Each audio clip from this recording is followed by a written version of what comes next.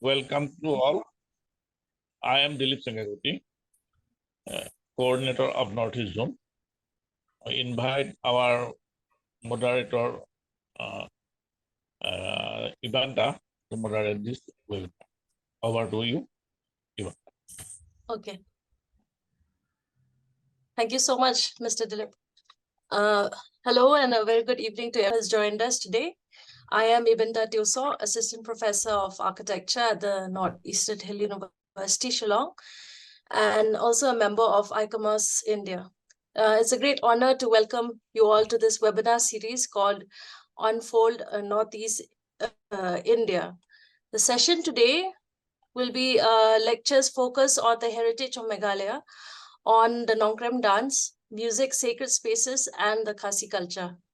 So a short introduction about this sacred festival.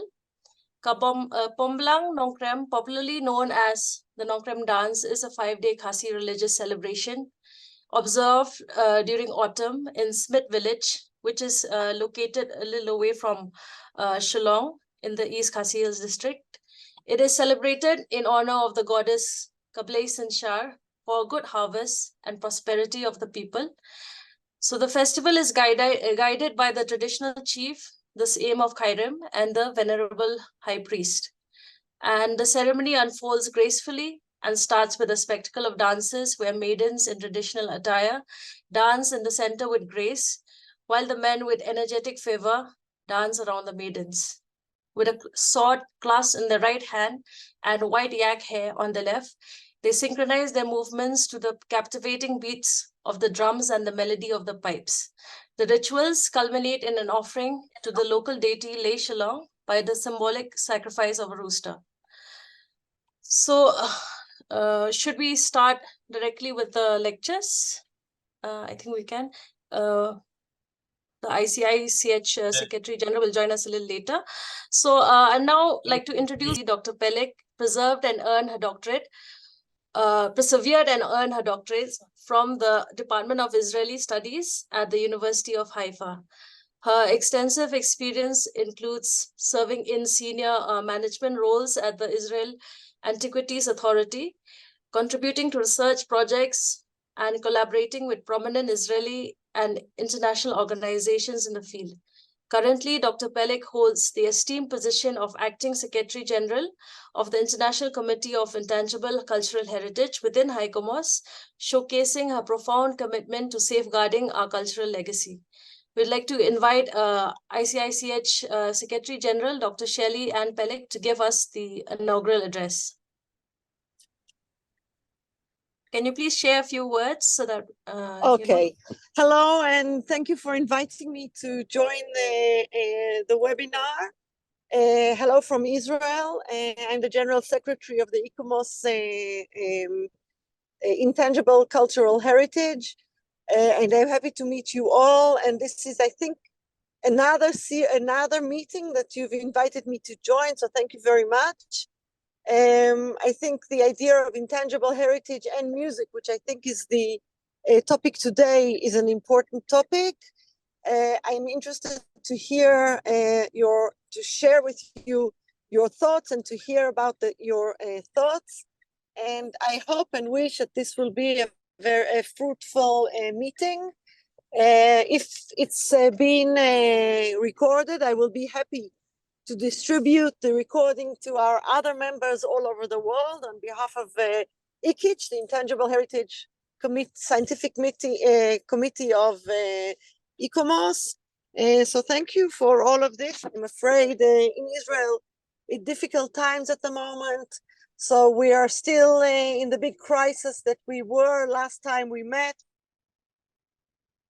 Unfortunately, it has not yet been solved. So it's a little bit difficult for me to be online all the time, but I will try to do my best, and I wish we have a good and fruitful webinar. Thank you. Thank you so much, Dr. Shelley.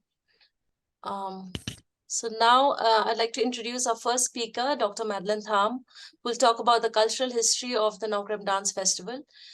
Dr. Madeline Tham is an associate professor at Lady Keane College, who earned her PhD in English from the Northeastern Hill University, Shillong, with a fellowship from ICSSR to Harvard University in USA.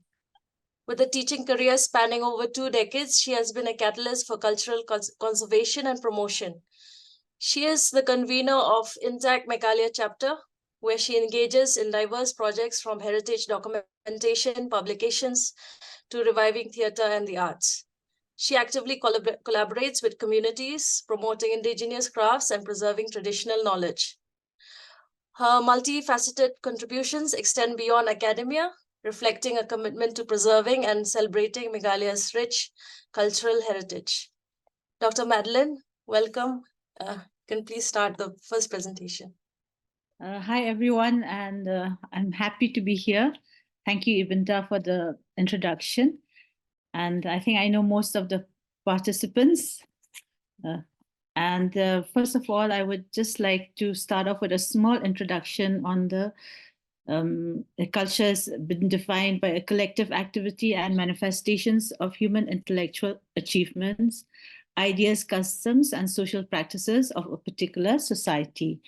The UNESCO's Global Report on Culture for Sustainable Urban Development suggests integrated planning and the valuing of culture and the promotion of cultural practices, the arts, and heritage as pillars of sustainable social and economic development.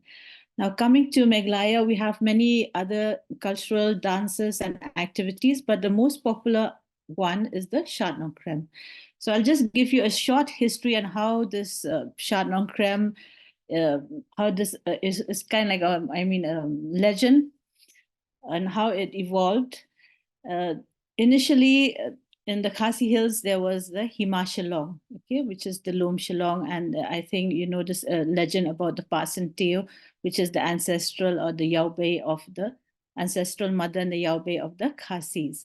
Then a war broke out amongst the nobles, and the Shyllong was divided into Syiem of Khyrim and Syiem of Khyrim. And Syiem of Khyrim took over the religious rites of the performing the religious rites and ceremonies, or if you would like to use another term, pujas for the Khasis. Initially, the rites were performed for the whole of the Syiem of Khyrim, but now it is restricted for the Syiem of Khyrim.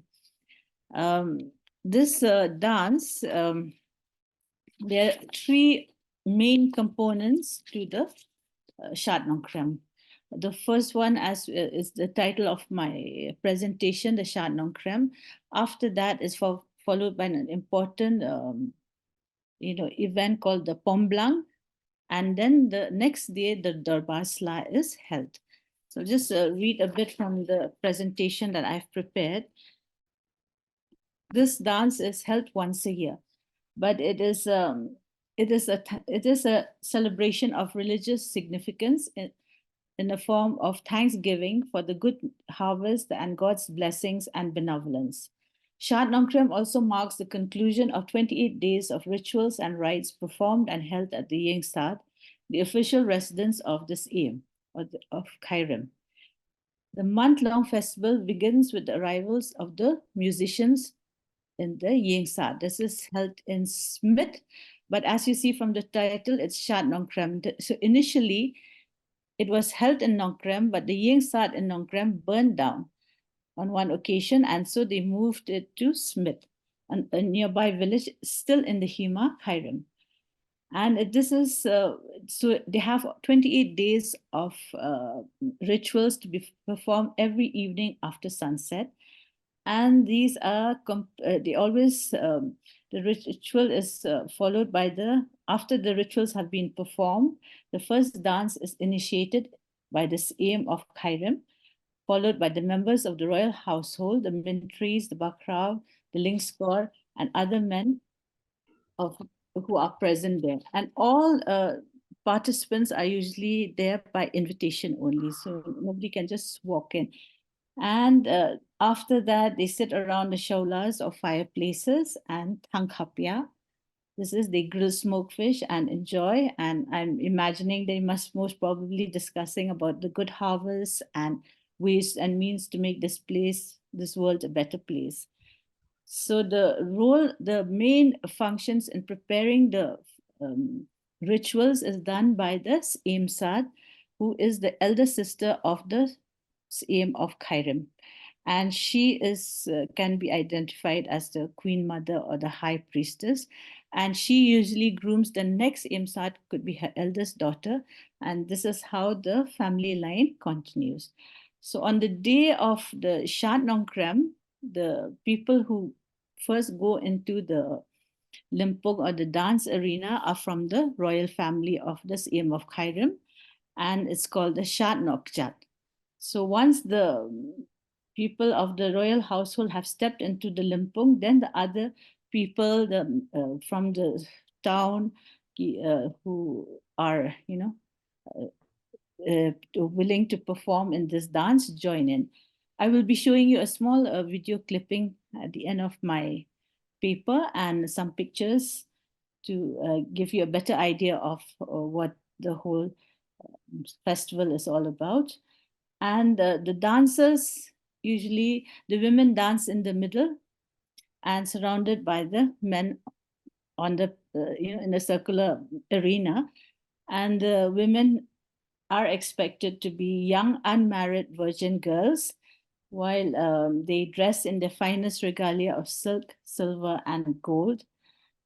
And men dance around wearing their traditional dresses with their sword and also their bow and quiver behind their back. This is after the Shad Nongkrem dance in the evening, the Pomblang takes place. And this is the decapitation of a sacrificial goat. Okay, this, as from of the people I have taken input from, is called the Lang Yodo, and Yodo is the main marketplace in Shillong, and this is his decapitation takes place, and this also could symbolize as a peace offering between the two kingdoms, that is Hima Khyrim and Hima Malin. And the next day, the Darbar Sla takes place in the Yengsad, the palace of the Syiem of Khyrim. And in this Darbar Sla, only members of the Syiem can take part. And this is a prayer service to mark the end of the festival and ceremonies of the Shad Nongkrem. Now, there are lots of interesting facts about the Shad Nongkrem. It usually takes 3 months before the religious ceremonies. And this starts with arrival of they're called duhalias, or the musicians who will perform on the day of the Shad Nongkrem. And they have the Khasi calendar system is marked by the Zmiyo, or the market day. So interestingly, these musicians help in the preparation for the last day for the Shad Nongkrem by making kirwa. These are small twines which serve as a form of message or an invitation, and these are distributed on the market days of Yo Pomtia, Yo Umni, and Yo Du. So they'll know that 2 weeks from this time onwards, or 3 weeks from this time onwards, the Shad Nongkrem will take place. And only the Syiem Sad is allowed to prepare the the utilities and the things needed for the religious functions of the Yengsad. And of course, I think Iban will be talking about the thatch roof, which must be changed every alternate year. And I will not debate much into that. And I have in my presentation, in my PPT, I have, before I present it to you all, I would like to show pictures taken in the early 70s of the Shad Nongkrem, and pictures taken of the latest Shad Nongkrem, which was held last month, 2023, I mean this century, in the last century, and a small video clipping of the dance this year. So I'm just about to upload my PPT.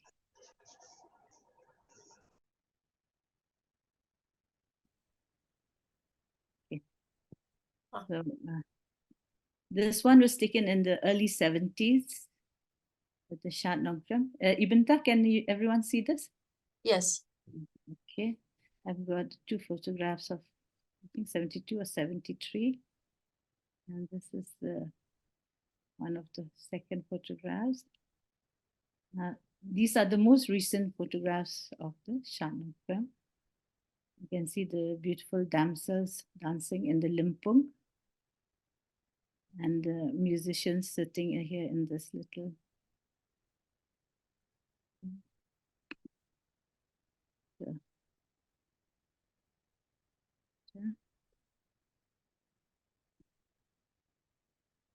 And the dance movements of the women, I think they just use the toes to move in the limpung.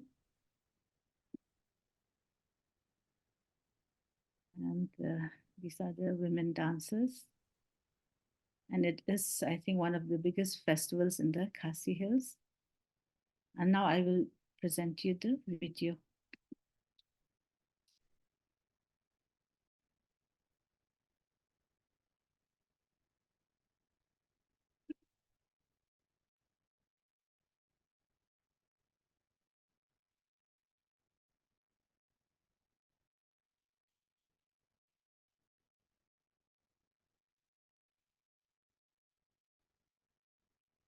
Is there audio in this? Yeah, The audio even is- coming. No.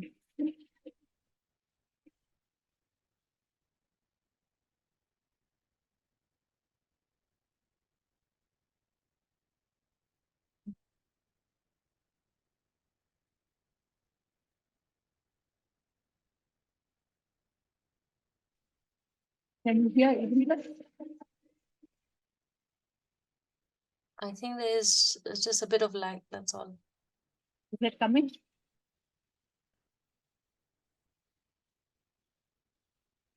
No.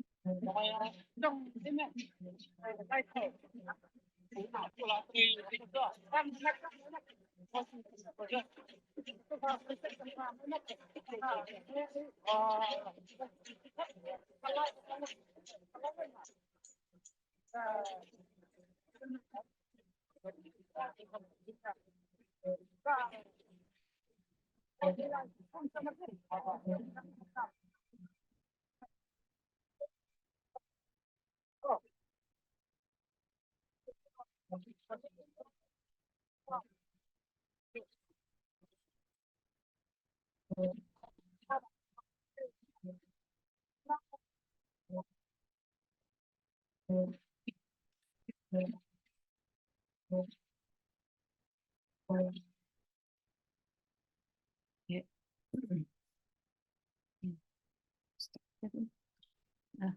Ibn-Ta? Yeah. Okay. Hello. I hope you all enjoyed the video. Did you? And did the sound come up? The sound, I did not hear the sound actually. I think there was a shit, I Glitch. think. Okay. I think it's okay. Okay, so that's my presentation. And are we taking Q&As will or be after all the presentations are done. We'll do a Q&A Okay. session for that. Thank you very much for listening in, and I'm sorry that the sound didn't come through. It was quite a nice, sound. The Yeah. music was quite good actually. He did a good recording. Thank you very much for the opportunity, and even Thank I you think so much, you Dr. Madeleine. most welcome.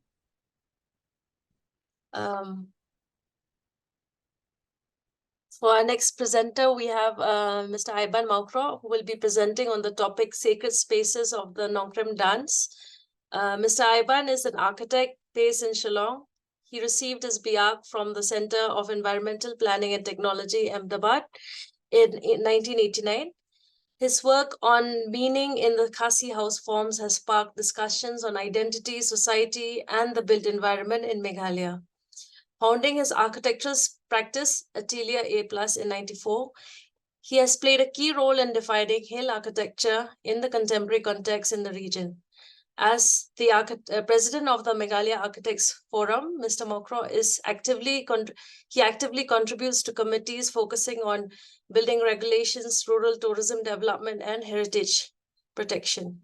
His enduring dedication has left an indelible mark on Meghalaya's architectural landscape. Mr. Iban, can you please start? Thank you so much for being here. Yeah, hi everyone. And my name is Ivan, and I hope you can hear me, Ibinta. Yes, you're audible. Can hear Yeah. you. Okay. Yeah. So I it's very nice to meet Dr. Dennis Royce after so many years, because together we had gone to the Nonkrem Dance way back in 1994, he said, and to accompany him and be his points person there. And so let me just start with the presentation straight away. So here goes. Uh, that is the Yengsat. It's situated 15 kilometers from Shillong, and as Professor Madeline had mentioned, it was shifted from Nongkrem, a small village nearby, a few kilometers away, because the old Yengsat got burned. So the Yengsat came to Smit way back in the early 20th century, early 1900s. And this, I believe, is the third Yengsat, because the first one uh, broke down, and they built the second one, which we all saw in. I've got some old pictures of the previous one, and this was built in 2004, and we were lucky to have been commissioned by the Syiem of Khyrim to redesign. Not really, I won't use the word redesign, but to renovate the old Yengsat, because it had fallen apart. And apparently the reason why it broke down was because of the the the active dancing that happened in the shlur inside the Yengsat. Because as I think so, Dr. Dennis will talk about it later. There's a major dancing happening in the middle, so it sunk a bit, and we were commissioned to renovate the place. And yeah, so I'm going to divide my presentation into four main chapters, if I may say. One is a brief historical background, some interesting facts about the Yengsat, then also the construction techniques that we have used as in 2004, and last but not the least is the relationship between the sacred spaces within the Yengsat. So, a brief historical background. It is the traditional residence of the priestess of the or the kingdom of Khyrim, as Dr. Madeline had mentioned. She is the sister of the Syiem, ruler of Khyrim. Her eldest son would be the crown prince, or the chief of Milan, and her eldest daughter would later on become the same Sar. So all the rituals and ceremonies concerning the Hima is held either inside the Yengsat or outside the Yengsat. And we'll talk about that later. Yeah, so according to popular belief, the Khyrim royal family are descendants from an ancestress called Kapasantiu, who were the first rulers of the Khyrim state. And the building, as I mentioned, was located 15 kilometers from Shillong, near Smit Village. It was constructed way back in 1903, and the second renovation happened in 1919. Um, uh, and then the present building was renovated and supervised by a firm in 2004 under the patronage of the present ruler, Dr. Balajit Syiem, whom I had gone and consulted about, especially for this project, for this presentation. And some interesting facts about the Yengsad. As you can see in the earlier picture, the thatch of one side of the roof is removed alternately once a year, and the first thatch to be installed is from a nearby village called Rasong. Rasong is a village, I think so, it will be around 20 kilometers from Smit. It is situated in one of the gorges there, near a place called Ladlom, where for our Indian viewers, the film Rock On 2 was shot. And this is a beautiful village town, and incidentally, they have the honor to be the first, the first thatch for the Yengsad would come from that village. There are 4 sacred columns in the Yengsad, okay, made from a single trunk of oak. Oak has many species, but this is a certain species called Dingsning, which is found in the highlands of the Khasi hills. There are no nails at all in the Yengsad. No nails are used. In fact, the Khasis, when they can't describe something, so they use the word taboo.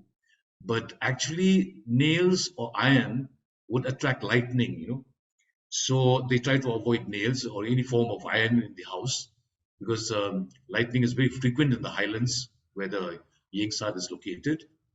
Another interesting factor is that the rafters of the Yengsad are actually 6-inch by 6-inch section, wooden section, which our ancestors have carved out. I'll tell you pictures about it. They have carved out so that it forms an angular section, because an angular section is much more stronger than a square section. As if there are any architects in participant, they'll understand that. Another interesting fact is that the entire structure is designed for seismic conditions, where the central hall is a post and beam structure, which is the most reliable form of construction to take care of seismic movements. Whereas the walls that surround the Yengsad, the 2 feet thick walls, they are basically just there to take care of the eaves, the rafters, the overhangs, and also to protect the Yengsad from the weather, from wind, and from especially rain, as you can see in the pictures later on. That's a sketch that I've made recently of the Yengsad.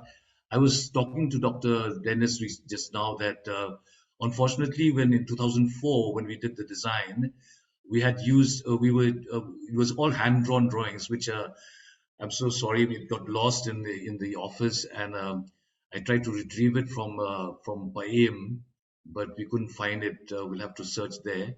So I just made the sketch. It's the Yengsad is situated in a north-south direction, as you can see. On the left is. Can you see my yeah? So that's the stake. So it faces the Lumpung, which is the dance ground, and it's elevated from the ground, must be around 4 feet. So you climb up a staircase and you reach a sort of a veranda called the Tingkong. It's an open veranda. You can see it from the pictures later. And then from the veranda, you enter the insides of the Yengsad through a small corridor. I think so. It must be a 5 feet width corridor. To the right of it is a small room where they hold. It's a corral basically where they hold the sacrificial lambs.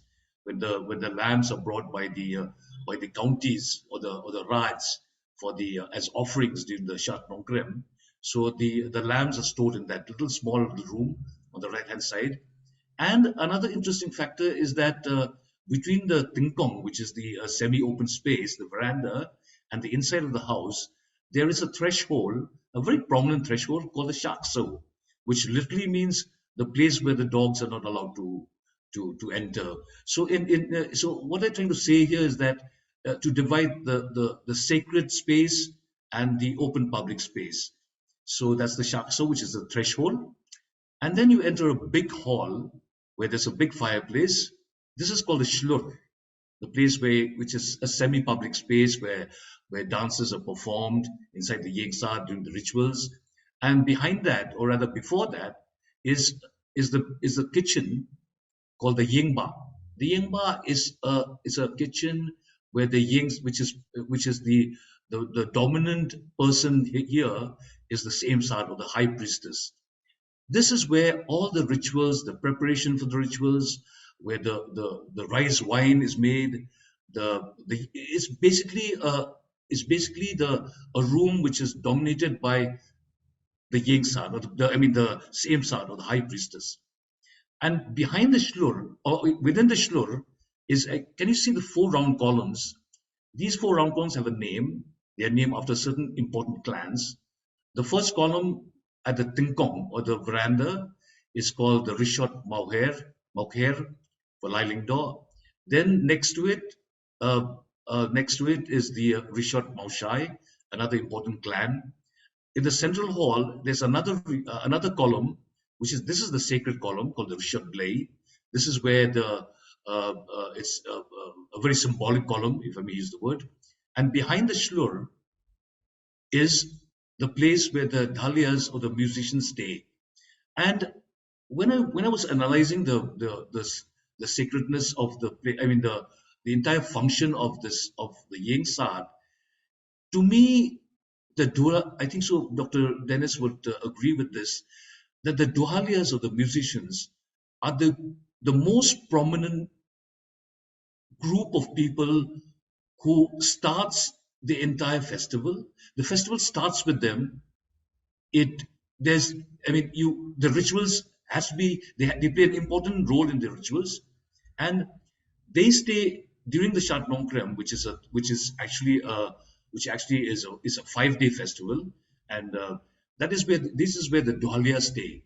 They are the most important people in the entire rituals and ceremonies.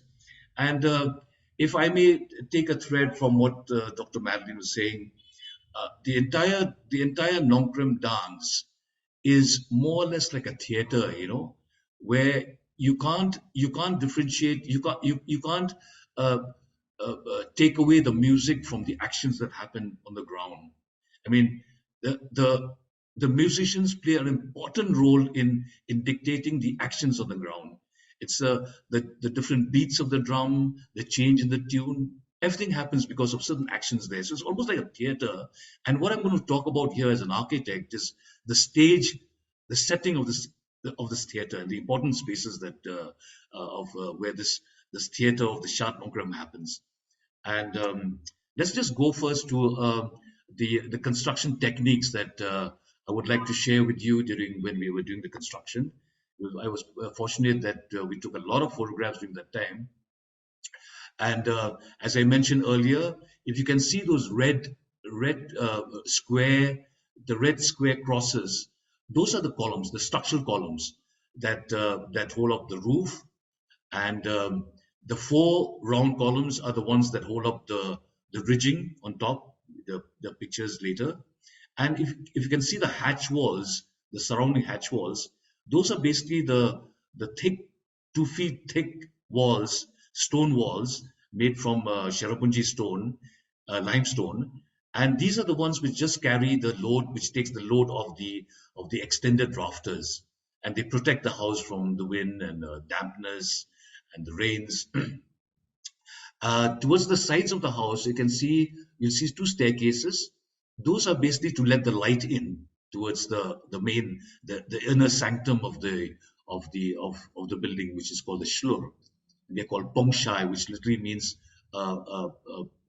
pockets of light, or light wells, if I may use the word.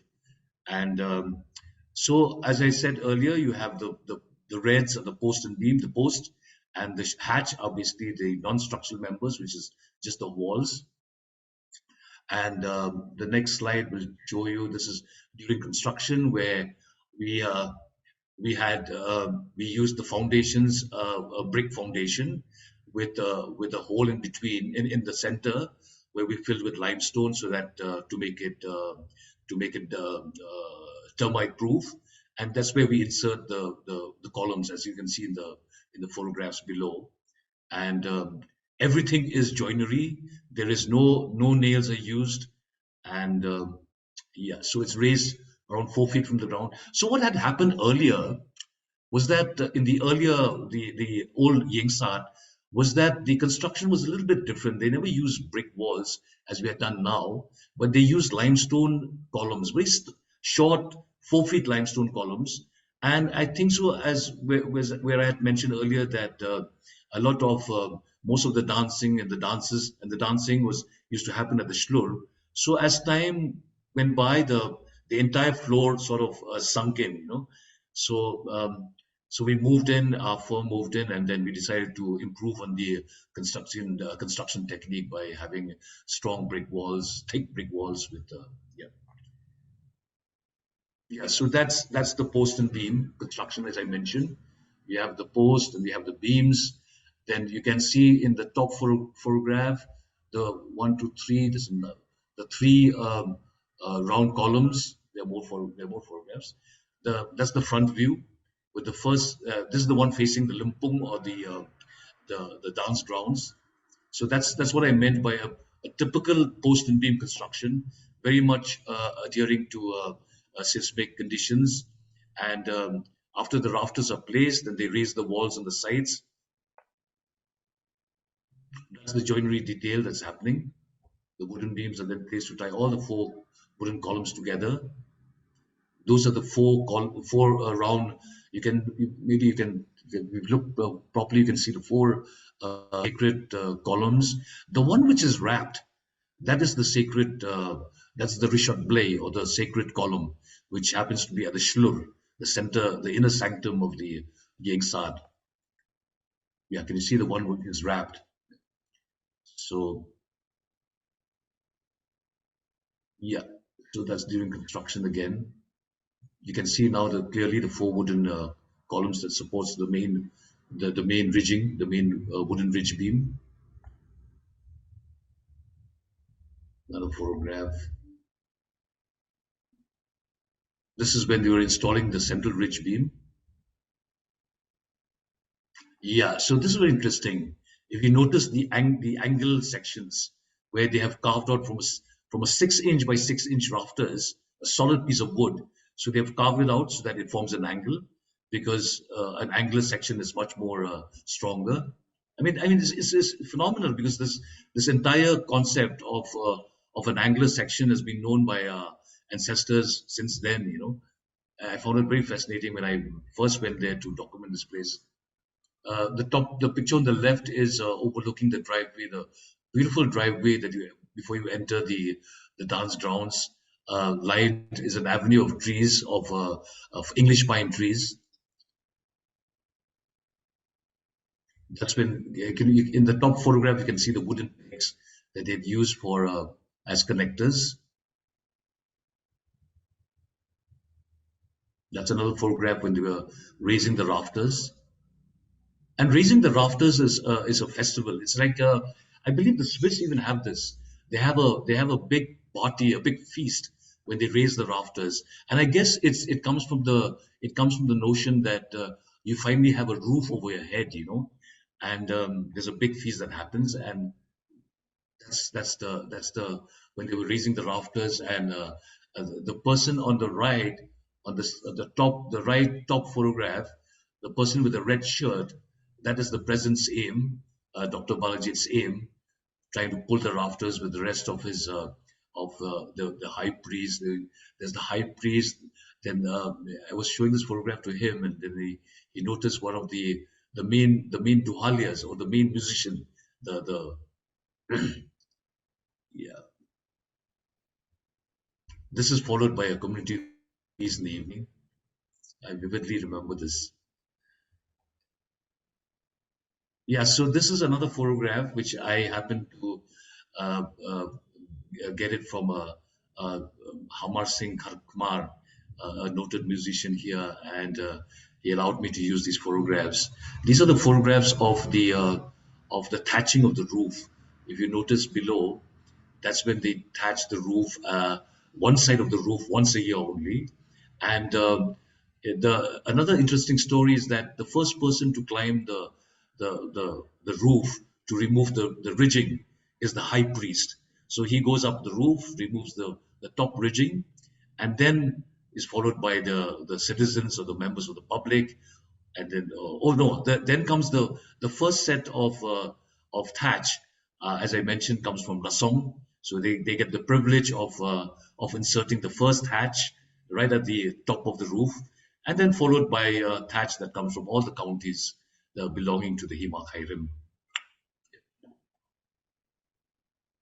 Yeah, so this is it's very dark inside, so the photographs are not so clear. But this is the junction between the post and beam and the wall. In the second photograph, you'll notice the white wall. They've plastered the wall, so that's the wall that carries just the load of the extended rafters, just to protect to protect the from the wind. And incidentally, this room is the room which I talked about, where the sacrificial lambs are kept. It's a sort of a corral where the lambs are kept as they have been received by the king the night before the festival. So this is the place where the lambs are sort of like stored or kept. Yeah. So that's the second photograph is what I talked about, where you have the big 2 feet walls that just supports the extended roofs, the extended rafters. On the left is a small portion of the veranda. This is the front of the veranda. The first column is called the Rishot Maushai. The second, sorry, the one which is adjacent to very close to the wall, that's Rishot Maushai. The one which is in the forefront, that's Rishot Sauler. We are not allowed to take photographs of the Rishot Blei or the sacred column, but that's in the Shlur. Yeah? So this is the Shlur, which right now, presently, because the Shad Nongkrem is not being held, so it's used as a living room, a very modern-looking living room, sitting room with sofa sets. But during the festival, all this is removed. It's just the bare floor, and behind those white cushions, if you see, that's where the hearth is, because right now it's covered, but that's where the hearth is. And I've taken this photograph from the side of the Rishot Blei. So bang opposite that wall is actually where the Rishot Blei or the sacred column is located, which I was not allowed to take photographs. And yeah, so it's very dark inside with just pockets of light to get some pockets of those little light wells that come in, allow light. So that's the lumpung, right in front of the Yengsat where the dances are held. That's a picture of the messages. They are made of cane, thin pieces of cane, and this again is the person who makes the cane is also the musicians. When they first come in, say 2 to 3 weeks before the dance, they come in, and the first ritual that they do is to wash the musical instruments in a river just behind the Yengsat. So that's the first thing they do, and they're supposed to practice for 3 weeks to practice each and every tune, so that it's presented well. There's no disturbance. They're during the rituals. So during that time, that is the time 2 weeks before the Shat Nongkrem, the musicians are the ones who make these fervour or messages. Yeah? And these messages are being sent 2 weeks before. They're being sent to all the counties to let the people know that the Shat Nongkrem dance is going to happen 2 weeks later. That's a door that we had helped to carve. It's a symbol of the Syiem of Nongkrem. It's basically corn. That's another typical door without any hinges. Yeah, so now we'll go back to the relationship which is very interesting, I think. The one which I've shaded in dark red, that's the most sacred of all spaces, because that's the space which is dominated by the Syiem or the high priestess. The one in slightly red, which is the shlur, that's the domain of the musicians or the dualias. They are the ones who start the rituals. They are the ones who they are like almost, I would use the word, they are the when you have an orchestra, the band leader, they are the guys who start the entire actions that happen. So that's why I kept that in light red. And the one in front, which is the tingkong or the front veranda, that's more or less a semi-public spaces. That's the space where the king receives the head of the counties, where when the sacrificial lambs are being brought in, they are brought from that space and stored in the corral, the hatch corral. So this is how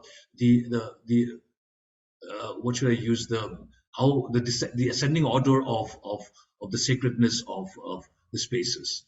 Sorry to interrupt you, Viban, but 5 more minutes. Okay, fine. Yeah. So that's the back of the room. That's the Duhalia's room where the musicians stay.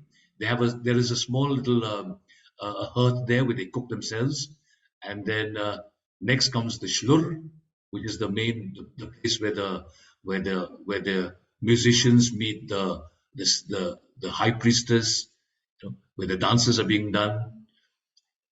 The rituals happen here because that's very close to the Ka Blei or the sacred column. Then the Yingba, that's the kitchen. That's the place where the high priestess, she prepares the rice beer. That's where the entire all the set of rituals, all the things needed for the rituals, right from the silver plates, the places where the wine is kept, the jars of wine, everything is kept there. That's totally the domain of the same side of the high priestess. Then you have next the tingkong. That's where it's like almost like the entrance lobby of the entire house, where the presentations are made, the offerings are being brought in. Viban? Yeah. Oh, yeah. So that's the old Yengsat, the ones that Dr. Dennis and myself had gone. That was way back before 2004. That's how it looked. And this is the new one that we had renovated. So that's it. That's my presentation. Thank you very much. I hope you people like it, and I'd like participants. I saw my friend Atyar Day here. Please please try to ask questions whenever any doubts in your mind. And that's it, guys. Thank you very much. Thank you so much, Viban. So now I'd like to introduce our next lecture, which will be on the music and Nonkrem Dance, the articulation of meaning in a Khasi religious festival in Meghalaya, India, which will be presented by Professor Dennis Royce. Professor Dennis Royce began life in the northwestern United States. He moved to Southern California in 1966, where he completed a Bachelor of Music Education and Trumpet performance from Pasadena College, a Master of Music Education from California State University, Los Angeles, and a PhD in musicology from Claremont Graduate University. So as a professional trumpet player, he performed in many Hollywood recording studios and venues.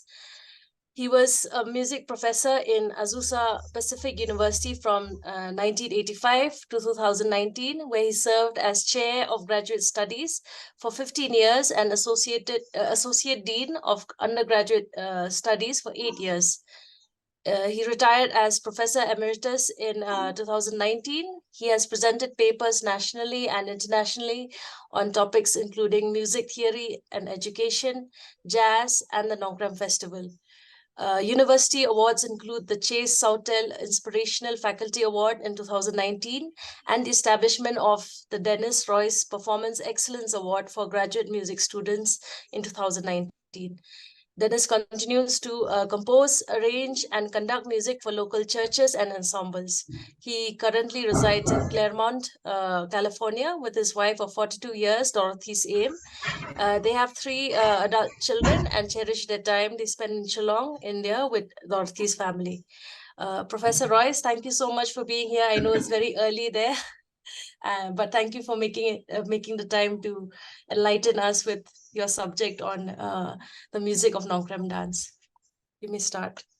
Well, Kublai Shabun, moderator Binta, and thank you very much for organizing this symposium and for all of your help. It's really my joy and honor to participate in the symposium with Madeline and Ivan. Ivan was a great help to me in the study of the festival in 1994 for my doctoral dissertation.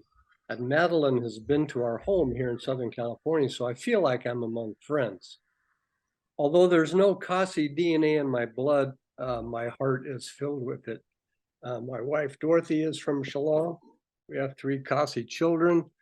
Dorothy and our kids trace their ancestry to the Syiem of Khyrim, and she is the Kat Do, the youngest daughter of the family, which historically carries cultural responsibilities such as caring for and keeping Khasi culture and traditions. So as a Khasi by marriage, I'm helping on the culture side of things. So I think, did I share my screen with everyone? Not yet. So let me share my screen. Not yet. And there we go. So let's talk about how the music of the Nonkrem Festival articulates cultural meaning. The information I'm presenting is from my dissertation studies of the '94 festival. Through the study of Khasi culture and transcribing the festival music, I determined that the music informs and references the defining tenets of Khasi culture, that is religion, matrilineal, and its political and social structure. The festival music is referred to as Kasing Nyam. Kasing means drum, Nyam means religion, so therefore religious drums. The ritual music was transcribed from a video and audio recording of the 5th day of the festival. While the musicians performed the music, one of the drummers told my wife and me the names of the songs, their divisions, and their sections. And according to the musician, the festival music was given by God and has been transmitted by oral tradition, that is by ear, from generation to generation. For analysis, discussion, and reperformance, I transcribed the ritual music using Western notation, acknowledging that the music is not conceptualized in this manner.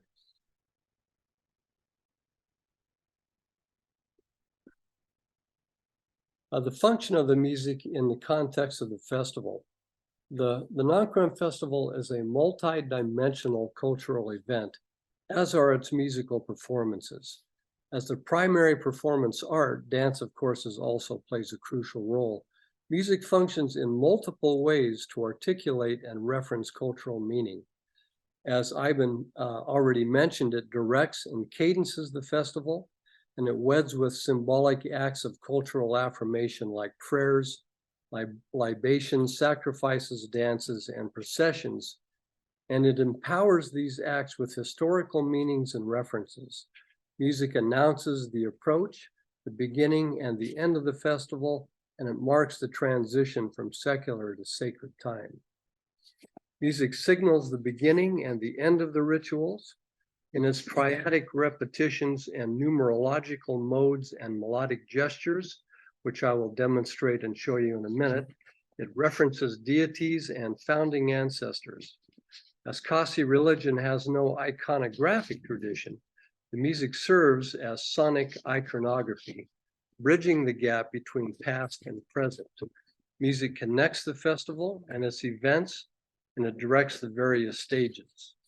As it reminds participants and audience of the past, it articulates and affirms cultural identity. Music is the framework and the backdrop for the life of the festival, and it transmits meaning and experience as it references the historical past and represents it into the present of the festival. The music instruments become sacred objects in the context of the festival and speak both musically and with a presence that illuminates cultural bias. All instruments are referred to in the female gender. This and the gender differentiation of the drums, that is male and female, references the matrilineal social system. The male drums symbolize the political strength and authority that is vested in the Syiem and his council, while the female drums symbolize religious authority that is vested in the Syiem side. And then the festival music regarding the instruments, and I apologize for not having more and better pictures of these.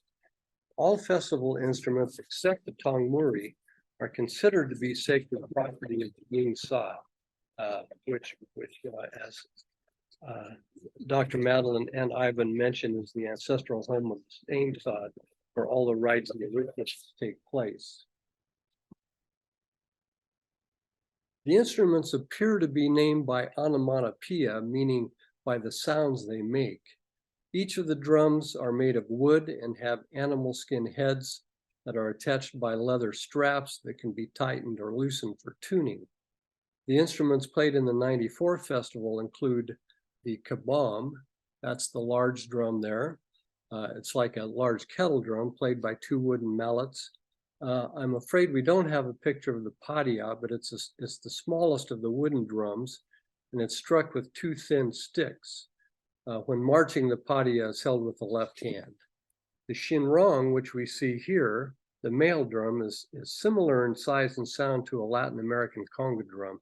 It's played in pairs, and the top head, as you can see, is struck with a thin stick or with the heel of the right hand, and the bottom head is struck with the heel or fingers of the left hand. As Ivan and I were discussing earlier, it was crucial that I had access to video the festival and the musicians, because without the video, there would have been no way I could have accurately transcribed the music and the drum beats because of how they are played. The kente, the female drum, is the same as the shinrong that you're looking at here, but slightly larger and also played in pairs. The shakudriao is a pair of small brass cymbals, and we don't have the picture of those. They're connected with a leather thong. Tongmuri is this instrument here. It's the only melodic instrument used in the festival. It's as you can see, it's kind of the size and shape of a soprano recorder. It has a double copper reed and is carved from a particular wood. The neck, the part that holds the double copper reed, is carved from the wood of the rhododendron tree. And the musician typically carves his own instrument.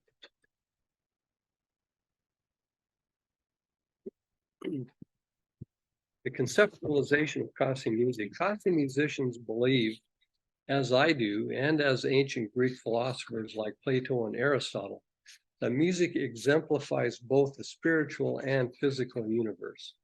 Khasi music is not conceptualized in terms of intervallic and tonal relationships, as is Western cultural music, but as an outer or sonic gesture of a cultural nature. As an ethnomusicologist, I believe that music produced by humans perfectly exemplifies culture at any given time. Khasi music exemplifies spiritual and cultural truth that was founded by ancestral deities and reactualized in the context of the festival for the celebration and perpetuity of Khasi culture. As sonic iconography, the drums bridge the gap between past and present as they recreate the festivals of the ancestors. In a discussion with the current Syiem, he mentioned that without the music, there could be no festival, and without the festival, the perpetuation of basic tenets of Khasi culture would be deeply weakened. So the ritual music, as described by the musicians, performed in 1994. I have listed them here in order, and with some cultural references via triadic repetitions and numerologic melodic gestures. We don't have time to listen or to look at all of this music, but I have analyzed with a notational software system called Logic Pro, the first two, Khasi Blei, the first section of it, and the second section of Kasing Sur Mao that we will look at in just a moment. But the third song in order is Kasing Krop, drumbeat signify a sort of falling down, references obedience to Ka Niam, Ka Rukam, or correct observance of the norms. Fourth one, Kasing Linti, and you guys can help me with the pronunciation of these if I just do really poorly, is the drum beat for leading the way or starting out. It's the beat that is used to purify the way in all of the processions. During the Pomblang ceremony, the drummers process around the altar 3 times, playing Kasing Linti to purify the way. The fifth song, Kasing Kintir, drum beat to shake off, has 3 sections. It prepares the drum's celebratory mode for the next 2. It also references God's second commandment, Tip Briu, Tip Blei, knowledge and service of man and God all go together. The sixth song, Kasing Care, drumbeat to signify a neighborly feeling, has 7 sections, which may reference the 7 original families that stayed in heaven. And the 7th one, Kasing Shai, drumbeat to signify sudden life, has 3 sections. Its balanced rhythmic and melodic gestures resolve the tension from the previous song. The 8th one, Kasing Rong, drumbeat for showing off the drums, has 3 sections, and it's a tribute to the drums and the vital role they play in the festival. I believe the Rong also means color, which may also reference the costumes. The 9th song, Kasing Cheng, drumbeat of the roaming termite, has 5 sections. It's a very joyous nature, and the Tongmuri player plays melodies that were not heard in any of the other, and I have no idea what this references. The 10th song, Kasing Shenkie, drumbeat which is loud, has 2 sections. It's like the final movement of a symphony. It's the final song and combines all the previous melodic and rhythmic gestures and tribute to the 10 drums of the song and the 29 sounds, movements, or sections. So let's take a look at the actual music. If I can get to it.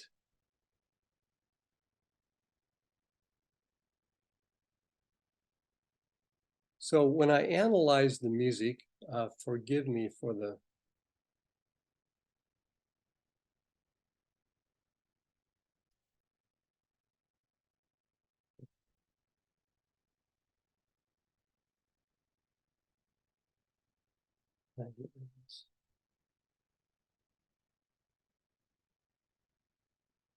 minimize that there, we'll be able to see it a little bit better. Having trouble moving this for some reason. But anyway, let me see if you're able to hear this. Sound.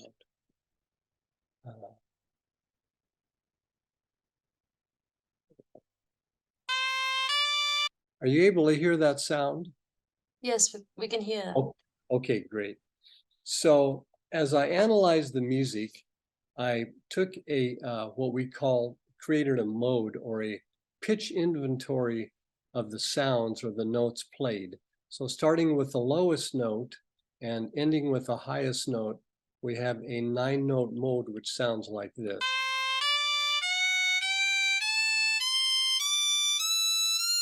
And that is the material, the sonic material that the musician uses to create the melodies and the melodic gestures, what I'm calling melodic gestures rather than melodic motives.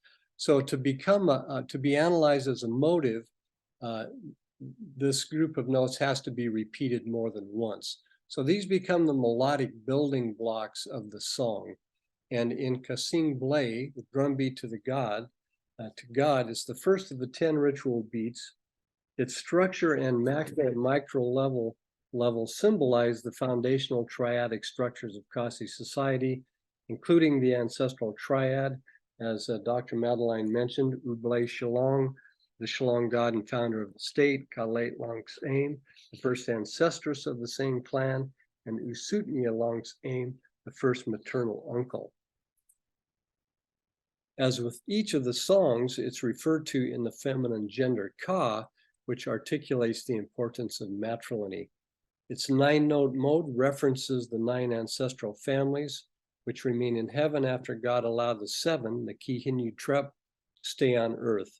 The mode, as you can see, spans the range of an 11th from the C to the high F.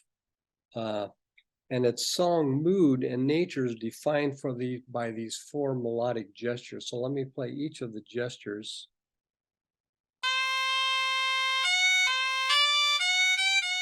And then the second melodic gesture or motive. And the third. Sorry, that was the second one. The third one. And the fourth one. And the fifth one.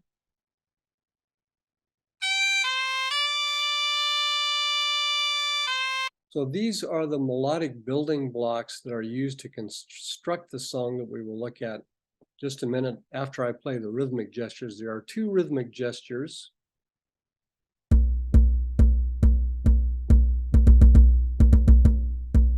And the second rhythmic gesture is.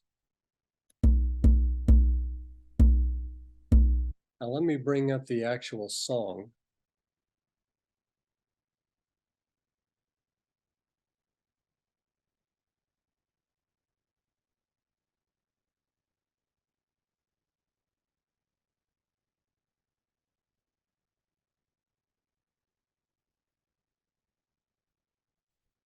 And so again, just to review slightly, the cultural references in the construction of this song are to the triadic social structure.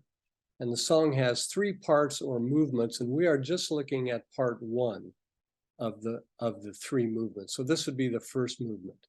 It's very sophisticated in structure and melodic design. It's I do teach music theory, have for my teaching career, advanced music theory and composition.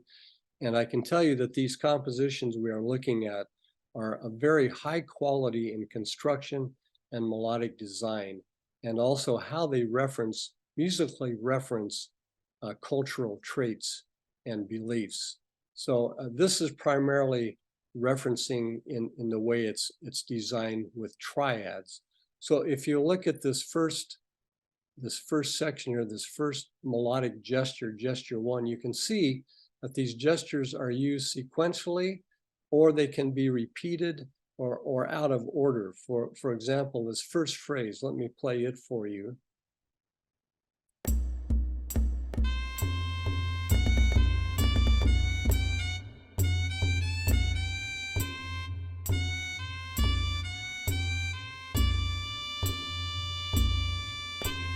So the things to point out with this is the striking beginning of the C to the F sharp. In Western music, we would call that a tritone.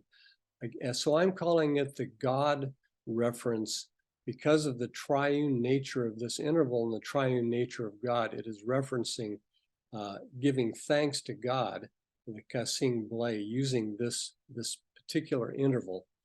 And as each of the phrases begins with that interval, as if to remind us, okay, this song is in reference to God. And the ending of each phrase ends with this C to the D, and then back to the C ending. So you can watch for those. The phrases are in different lengths, but they all begin and end with that same beginning and ending. Phrase 2, as you can see, begins with the same one, ends with the same one. The middle section is quite striking. Also, it's in contrast to what we've heard previously. Let me just play the middle section.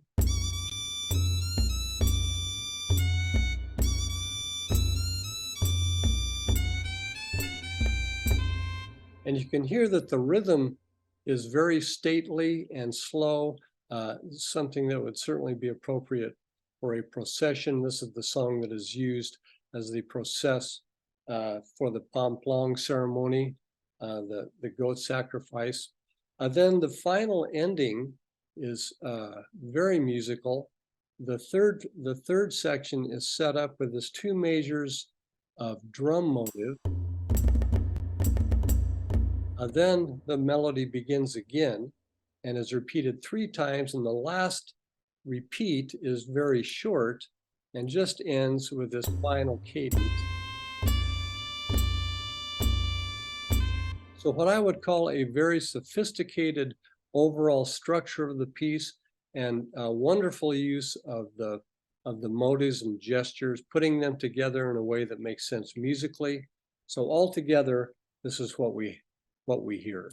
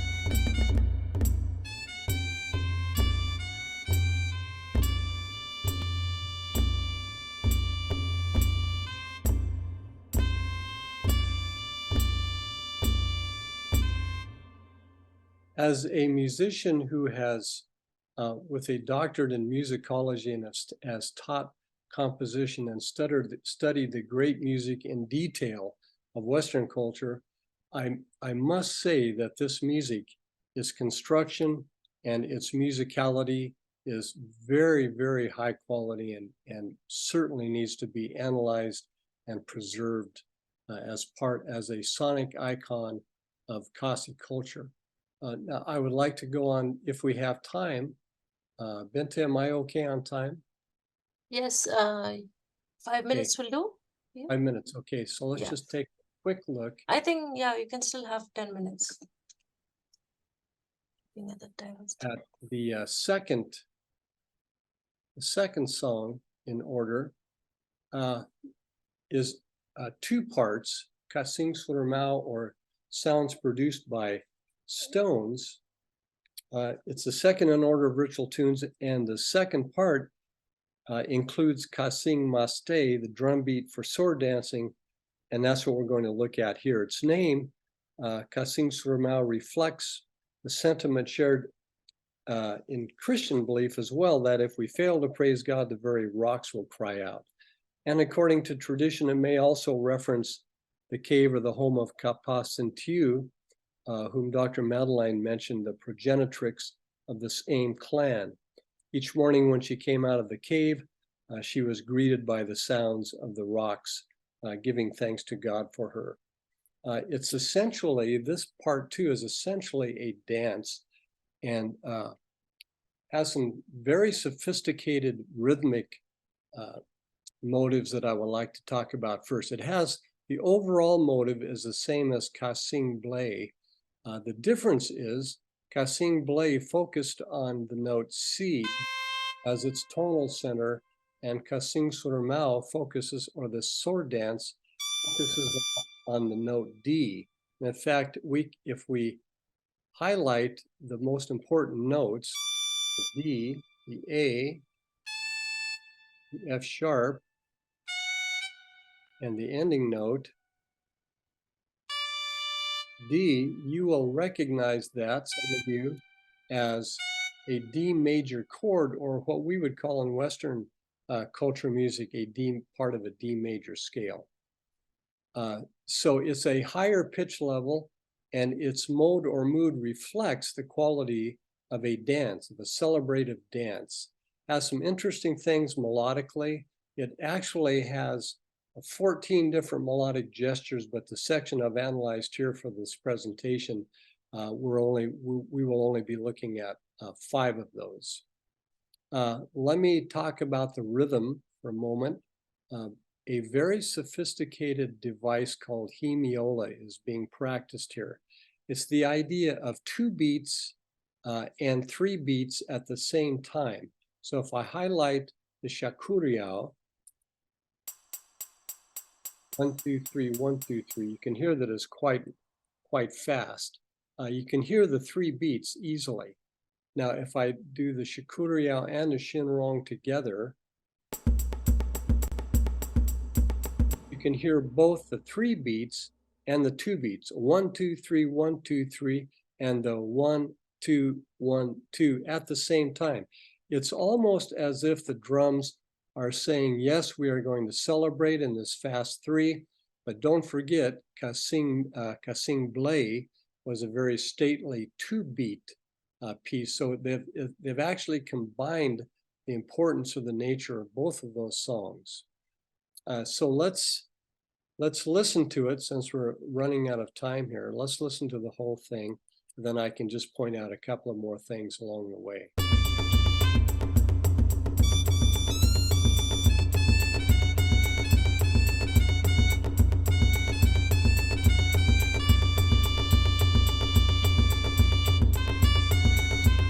So this is a very interesting melodic reference here. If you remember from Khasi Blei, that tritone interval that was used at the beginning of each of the phrases is built in to this song. It's the only time we hear it is in those 2 measures.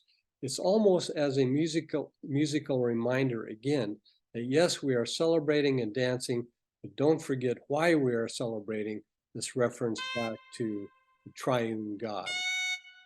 So we'll continue from there.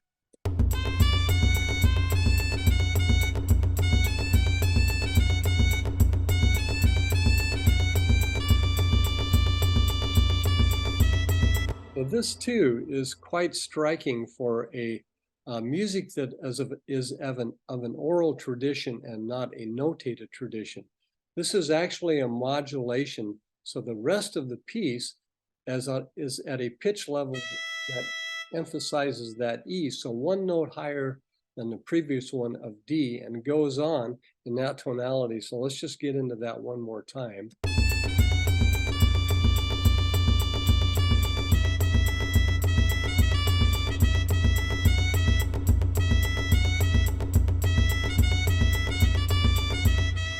And then that's where I ended my my entry of these notes into the system, just for our discussion today. But the song goes on for many minutes longer, many measures longer.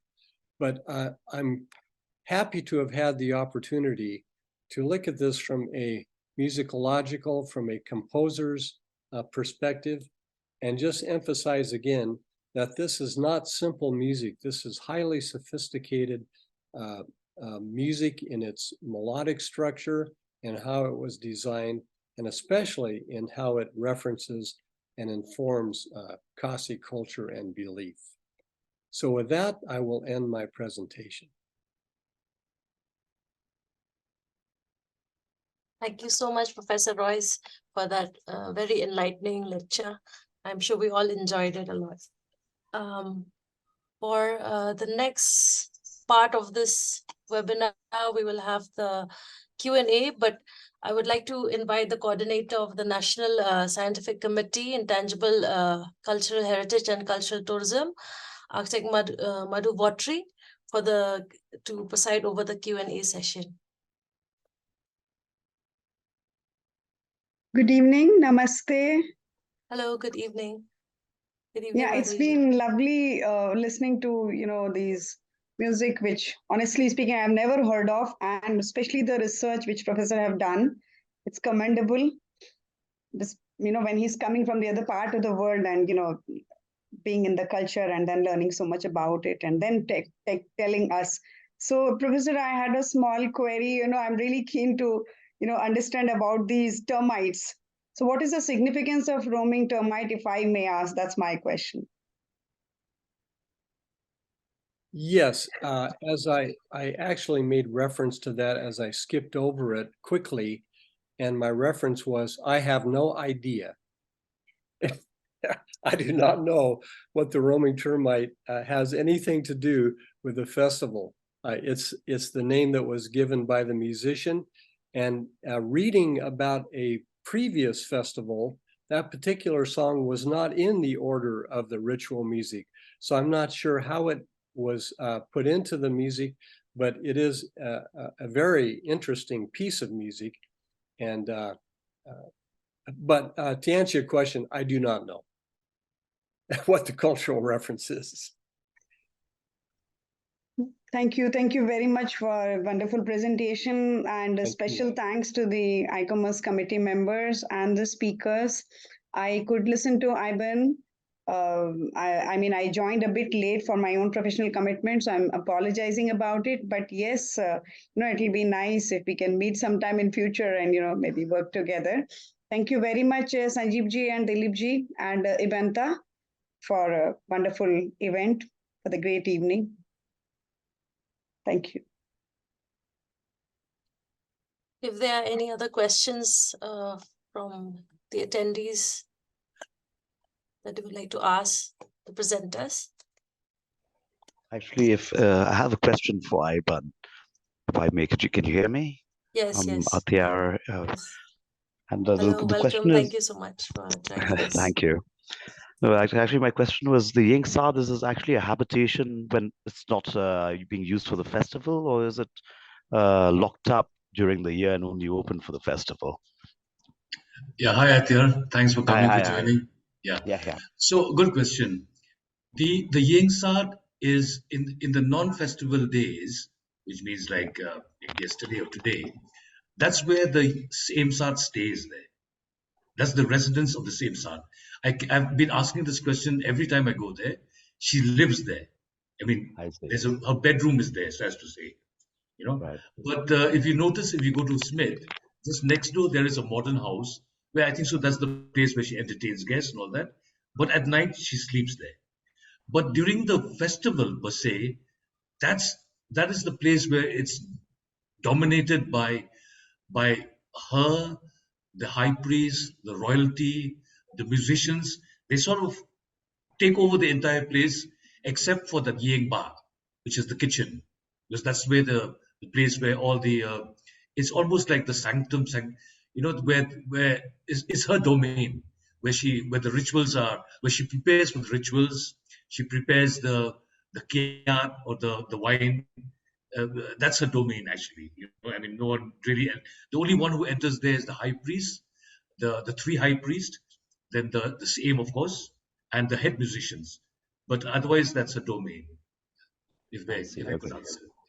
Thank you. Thank you so much. Are there any other questions that anyone would like to ask? If I may put in Yes. something, while researching for this presentation, people I consulted was Harvey, HWT's aim, and I think Mrs. Royce is a second or third cousin. They have a relation, there's some relation between them. And he told me a very interesting tidbit was that on the Sngi of the Shat Nongkrem, the Basan of Nongse, he dresses up the Syiem of Khyrim. And it's a traditional for him to make him wear the janspong, the turban. And I think that's also a sign of accepting when the Himas of Hima Shyllong broke up, Hima Milim and Hima Khyrim, kind of a peaceful gesture between the two kingdoms, addressing and accepting the Syiem of Khyrim as a royal head of Hima Khyrim.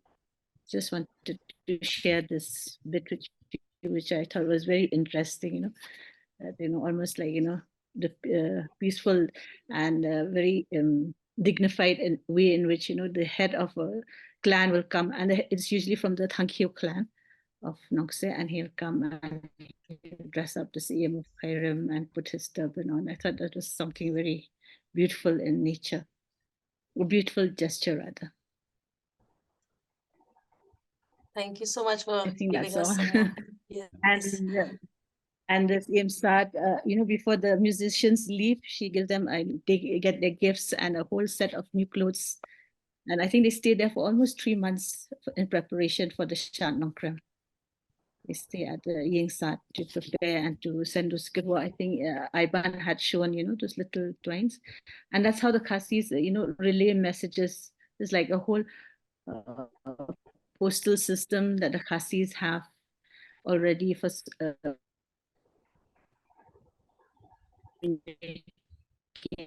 send messages across. So this is done by the musician. And when Bahari is relating to me of how, they meet in the market day, I could almost imagine like almost Thadi kind of a, because I teach English literature, the meeting there and the and these little kurwas or messages to, that the Shad Nongkrem is due in 2 weeks' time or 3 weeks' time. So when we go to the market, we don't know that these things are going on behind us, as well as people are shopping and socializing. Just wanted to share this little bit of information about Khasi society. Thank you. Thank you, Binta. Thank you so much. Next, we will, I don't know if the National Scientific Committee, ICH, the coordinator is here. I think he's not present. Dr. Atre.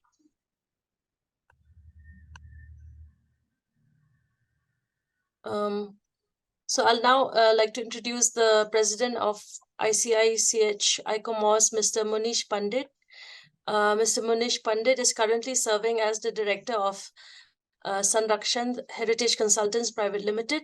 He is actively involved in the preservation of intangible cultural heritage, with a notable role as the president of the International Committee of Intangible Cultural Heritage within ICOMOS. Mr. Pandit brings valuable expertise to the field. His association with Sanrakshan Heritage Consultants reflects a commitment to translating his vision into actionable initiatives, contributing to the conservation and promotion of our shared cultural treasures. Mr. Pandit's leadership in ICH further underscores his dedication to fostering a global appreciation for intangible cultural heritage. I now invite the president of ICICH ICOMOS, Mr. Munish Pandit, to deliver a short speech. You can. Yeah, hi. Thank you very much, and greetings to everyone. It was wonderful to listen to all the speakers, and I believe it was more of a learning experience for me. And as a lover for the music, I was very happy to hear all the participants, and I wish you all the best, and to continue similar, I would say, gatherings and webinars, and share more experiences and increase everyone's knowledge. Thank you very much. I think that's enough for me to say, because this was purely a learning experience for me also. Thank you. Thank you very much. Thank you, Mr. Pandit. So now I'd like to introduce Dr. Sanjeev Kumar Borkakati. He is a distinguished senior member of our Northeast Zone in ICOMOS, India. His focus is on intangible cultural heritage and cultural tourism. As an expert member of the International Committee of Intangible Cultural Heritage and the International Cultural Tourism Committee within ICOMOS, Dr. Borkakoti brings a wealth of knowledge and insight to the table. Additionally, his recognition as an expert member of the International Union of the Conservation of Nature, IUCN, underscores his multifaceted contributions to the preservation and the sustainable development of our cultural and natural heritage. Dr. Borkakoti's presidency at the Society of Srimanta Sankar Deva speaks volumes about his dedication to fostering cultural awareness and appreciation. I now invite Dr. Sanjeev Borkakoti to give the vote of thanks. Thank you, Evanta. It has been a very fruitful and learning experience for all of us. We have learned a lot today, and for this credit goes to Professor Dennis, Dr. Madeline, and architect Ivan. From what I have learned today, and we have been seeing all these years since we are neighbors. I'm from Assam. We in ICOMOS feel that Nonkrem Dance has enough potential to be recognized as intangible cultural heritage representative list in UNESCO. So I request the Meghalaya government to take it up to get it recognized as a World Heritage, Intangible Cultural Heritage. And in that effort, we from ICOMOS will extend all the support necessary for that. And today, Professor Dennis Royce has brought out the multidimensional aspect of the music associated with Nonkrem Dance. We have learned a lot from his lecture. Thanks a lot, Professor Dennis. You have showed how there is symbolism and a metaphor in the music, like the 9 modes signify the 9 ancestral families.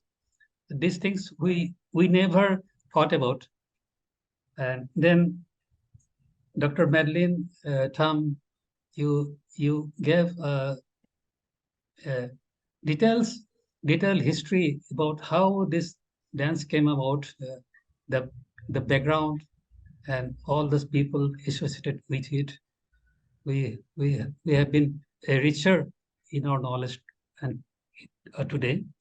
Then architect Ivan Makro, we learned a lot about this Ingsad today, how the space is linked with culture, how different components of Ingsad have utilities. So these things are very valuable. We have learned all these things from your presentation. So thanks go to you.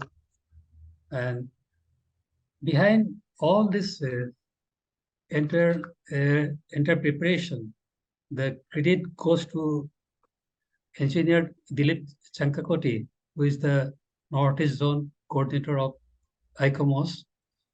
So our thanks goes to engineer Chankakoti. Then Dr. Shelley and Palek, General Secretary of ICICH, who delivered a short inaugural address. She's from University of Haifa, Israel. Then we're lucky to have Manish Pandit, the President of International Committee of Intangible Cultural Heritage, who gave a short speech. And then Madhu Bhattari was here.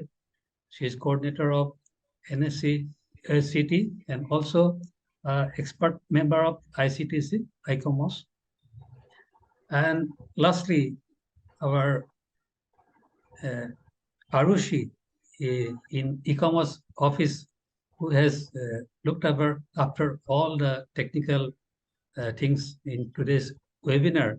and also Ivanta Tiosa, who teaches in Neho and moderating today's webinar. So my thanks to all of you. Thank you again. Ivanta, Yes. can I Bye. have a last question, please? Sure, of course. This question goes to Professor Dennis Royce. Professor, thanks a lot for that presentation of yours, and especially the transcription of the music into notes. My question to you is, I'm really very worried that in case in the future that we might not have any more musicians who can play that music. You know, I mean, the world is moving very, very fast. In fact, presently the Dualias have come from, before they used to come from another village. Right now, the Dualias are coming from a place called Wakhen, which still teaches music. Is there a possibility, with the government's help or with the help of ICOMOS, to document the music in notes, the entire music in notes, like what you have done? Or have you done already?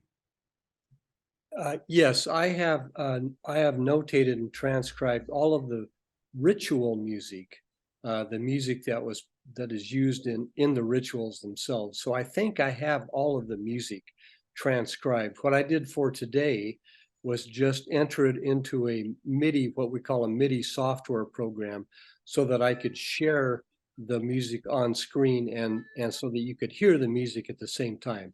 But I have transcribed all of the music, and it brings up an important point that as sonic iconography of a very important cultural event, the music does need to be preserved. And so I need to take all of the VHS tapes that I still have in storage and have those moved, digitized. And as we were talking about earlier, I would like to come back and video and record the music at the next festival or a soon festival, then do a comparative analysis. I would retranscribe all of that music, the current music, and then compare and see how much it has changed. And I would venture that it hasn't changed very much, but because in my study of other cultures and music of oral tradition, the music is so important as an artifact of culture that it's passed on very carefully and preserved very carefully by ear from generation to generation. But nonetheless, I think it's important that is a work that needs to be done. Thanks. Okay. On behalf of ICOMOS India Northeast Zone, I would again really like to extend our heartfelt thanks to the speakers today who have really contributed and enlightened us with with the topic today, which is on the Nonkrem Dance. Dr. Madeline, thank you, Madeline, Baiban, and Professor Royce, thank you so much for being here.